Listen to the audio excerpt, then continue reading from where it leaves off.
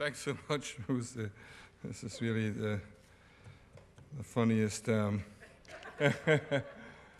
summary of my life I had. And I've been thinking, from which album is this one? Because I've read all of them.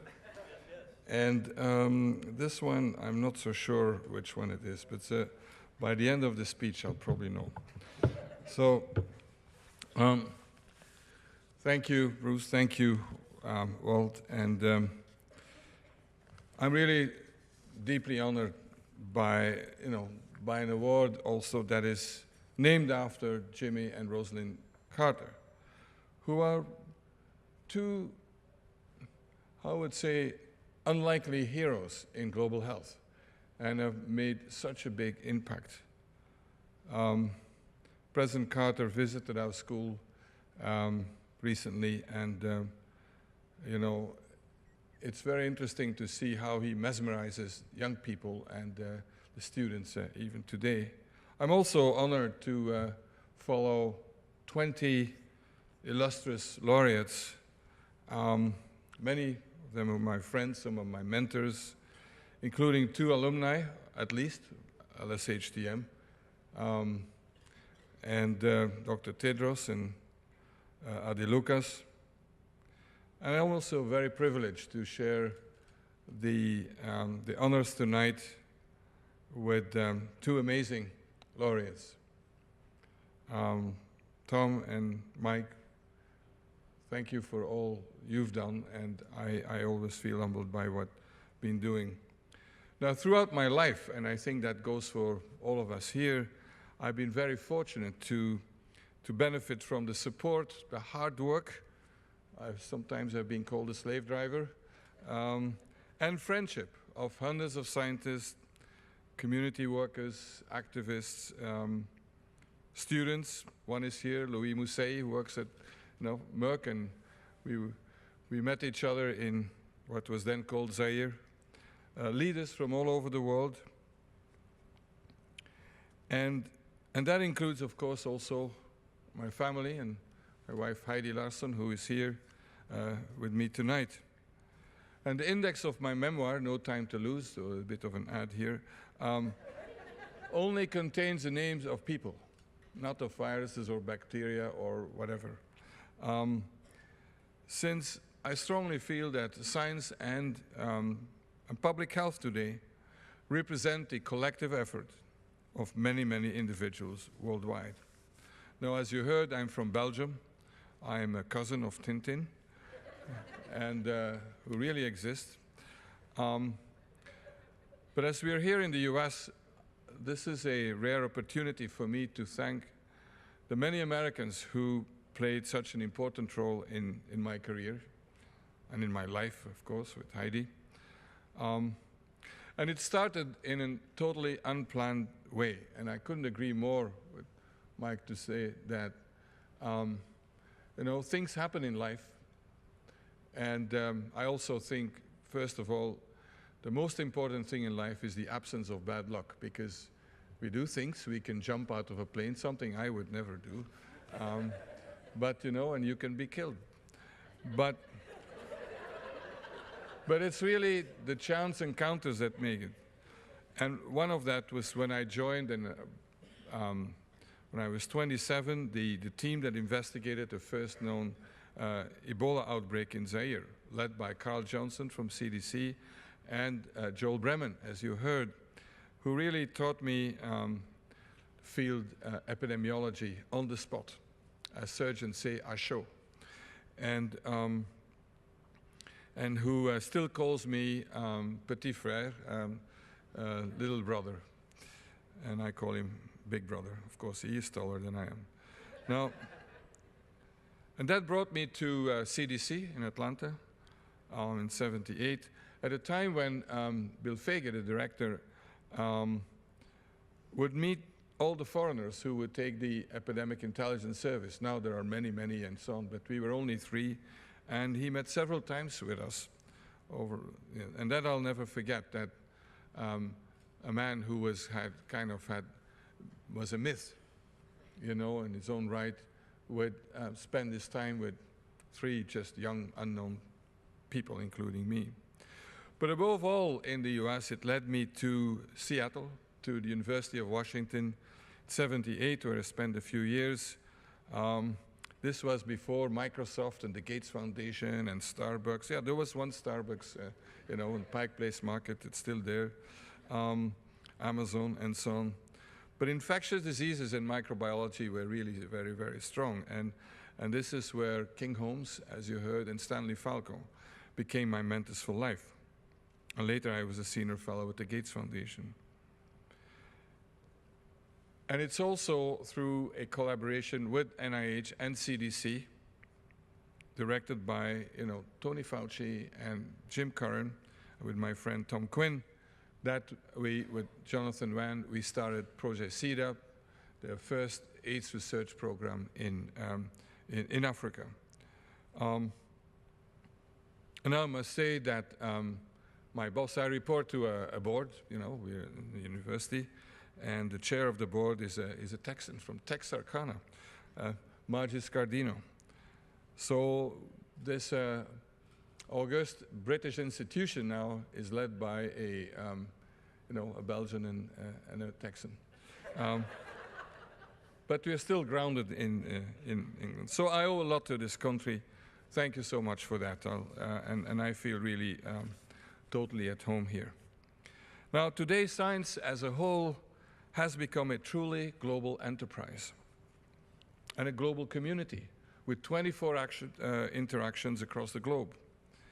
And no isolationist policies or politics, no walls, no visa restrictions here in this country or in the UK or in Europe can stop this. And we heard a story about immigrants from Mike, and we can all, you know, tell many stories. No future in infectious diseases. This was I was told when I was in my last year in medical school in 1974 in Ghent, in Belgium. And that was kind of common wisdom in these days. And my professor, who I went to for some career counseling, he said, don't we have antibiotics? Don't we have vaccines? Don't we have hygiene and sanitation? And in any case, antivirals, that's a pipe dream, you know, because they will kill the host cell before they kill the virus. So don't do that. But first, since childhood, I'd been fascinated by microbes, by epidemics, and also by, let's call it exotic diseases. And also, I'm slightly stubborn, and I believe strongly that you have to follow your passion to do something very well. Then you give all the energy that it needs, because whatever we do, and if we want to excel, and if we want to make a difference, we have to do better than what we actually are programmed for. So I went for it for the rest of my life. And 2 years later, as you heard, my life changed when I went to Africa for the first time, after we had received a blood sample from a nun who had died with a mysterious disease in what was then called Zaire, and that our lab and then also the CDC isolated what we know is Ebola virus. But I went to Africa for the first time. I'd never been there. I'd never investigated an outbreak in my whole life.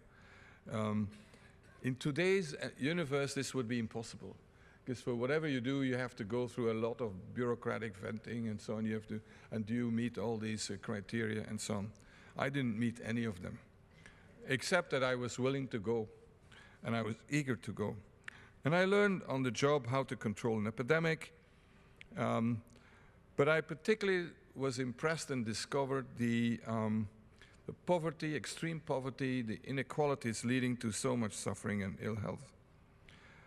And I also developed a lifelong appreciation for the resilience and creativity of people in Africa. This was Zaire, now Congo, but it's true everywhere. And 5 years on, another virus entered my life, HIV, which would then dominate my career up to now, basically. First as a scientist, as a researcher in Africa, and later as head of UNAIDS. Now, the AIDS response has truly been a game changer, I believe. In a sense, it created what we now call global health, a term that did not exist in last century. That's just a very recent term. And it put infectious diseases at the world's top agenda. And it's broadened global health, of course. Now, throughout, I've always tried to ensure that the stars of science, of politics, and of service delivery were aligned and are aligned with people at the center. Because science without the politics is not going to have any impact. There won't be any money, people won't benefit from it. Politics not informed by science can be extremely dangerous, as we're experiencing not only today, but we've seen that throughout history. And we need services on the ground and people to do it. And so often I had to be at the same time a clinician and a scientist, which was basically my training, but also a politician, organizer, activist, which I acquired over time. So I've been very privileged, I feel, to have been associated with the two defining epidemics of our time, Ebola and AIDS, but of course infectious diseases about much, much more. We've made enormous progress, no doubt, but there's a huge unfinished agenda in infectious diseases. And progress is quite fragile. Despite all the talk and the rhetoric about the imminent end of AIDS, don't believe it. AIDS is not over by any means, with 2 million new infections every year, and we still don't have a vaccine. New and old epidemic threats continue to emerge, and we're in the middle of a new Ebola outbreak in DRC. My suitcase is always ready, but I think I've spent most of the day now talking about Ebola and trying to see what to do. We've got drug-resistant infections that are looming. And the great thing is that it's now the top agenda. And that's, I would say also, it's remarkable how this is one of the top priorities of British foreign policy. And there are more and more people, including well-educated people, who reject vaccines, who don't believe in them, or selfishly count on the fact that others will vaccinate their kids so that my kids don't have to take that risk. So there's a huge unfinished agenda, and there's an enormous need for NFID to do its work. As I said, I think our progress has been very fragile. We've seen that. Take malaria in the 50s and early 60s. There was a program to end malaria, eradicate it, and the end was predicted and all that, and then efforts went down, and we had an enormous surge. Okay, today malaria is on a downward trajectory, but it all depends whether efforts continue and whether there aren't any game changers in the negative sense, like antimicrobial resistance. So we need to ensure that there is continuing political leadership, funding, investment in research and innovation, and develop strong global partnerships on the ground. One of the things I admire the most in you, Mike, what you've done in Mali is just fantastic, and I think is also not only producing science and new products, but also develop the capacity locally, which is so necessary for sustaining the efforts. The time is gone that all the science and the knowledge and the solutions were here and all the problems were, say, in Africa and in the South. Today, it's far more of a two-way street, and I think that's a very good development. So all this is what's needed, and we will all work together, and anything less will set us back. So thanks again for the great honor and for listening to me. Thank you.